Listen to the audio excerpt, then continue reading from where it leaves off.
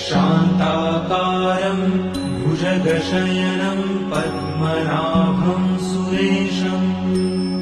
विश्वाधारं गगनसदृशं मेघवर्णं शुभांगं लक्ष्मीकान्तं कमलनयनं योगिभिर्ध्यानगम्यम् वन्दे विष्णुं भवभयहरं सर्वलोकैकनाथम्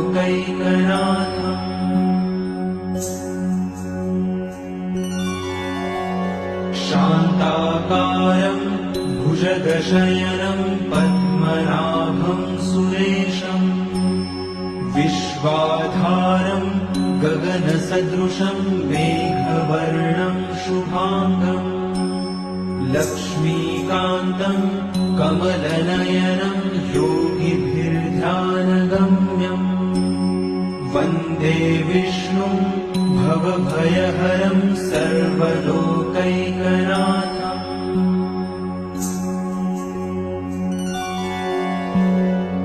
शान्ताकारं भुजगशयनं पद्मनाभं सुरेशं